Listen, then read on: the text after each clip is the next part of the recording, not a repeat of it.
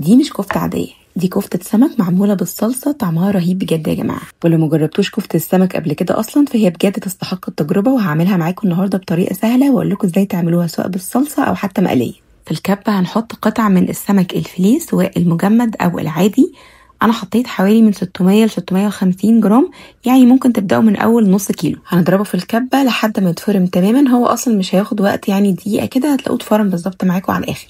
هنضيف نص بصلاية متوسطة، شوية من الشبت والبقدونس والكزبرة، حوالي يعني ربع حزمة من كل حاجة فيهم، وبرده حسب ما تحبوا طعم الخضرة فيه تبقى كتيرة أو قليلة.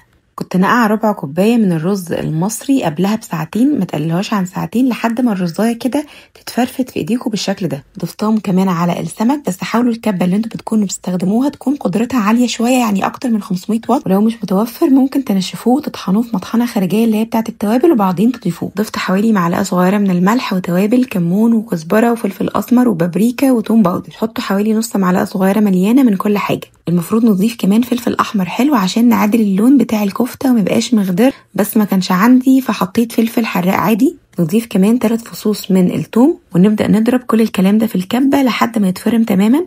في النص كده حسيت ان هو محتاج شويه من البقسماط والدقيق، فضفت معلقتين كبار من البقسماط ومعلقه من الدقيق عشان يمسك القوام بالشكل اللي انا عايزاه. وده كان القوام اللي انا وصلت له في الاخر. لو هتعملوها مقليه فتدخلوها التلاجة في الرف اللي تحت الفريزر حوالي نص ساعة عشان تعرفوا تصبعوها. ولو هتقلوها بعد ما تطلع من التلاجة بتعملوها على شكل صوابع، وفي طاسة سخنة فيها شوية زيت بتبدأوا تقلوها على طول حتى من غير دقيق ولا أي حاجة. أنا بقى عملتها على شكل كور قبل ما أدخلها التلاجة، وبعدين دخلتها الفريزر نفسه لمدة نص ساعة. بعد ما خرجت من الفريزر في طاسة سخنة فيها شوية زيت، حطيت كده شوية دقيق عليها كده كنوع من أنواع التغليف، لأن أنا هشوحها مش هحمرها. حطيتها وبدأت أقلب فيها لحد ما خدت لون من كل ناحية، وبعدين شلتها على طول لأن كده هحطها لسه في الصلصة. حاولوا أول ما تحطوها ما تقلبوهاش بمعلقة، بس ترجوا الطاسة كده لحد ما تمسك نفسها شوية عشان ما تتهريش لو كانت لسه طرية. شلت الكفتة وفي نفس الطاسة حطيت بصلاية متوسطة مبشورة، شوحتها شوية، وأول ما تصفر هضيف عليها فصين من الثوم المفروم، هقلبه مع البصل، وأول ما تطلع ريحته على طول هضيف عليه معلقة كبيرة من الصلصة،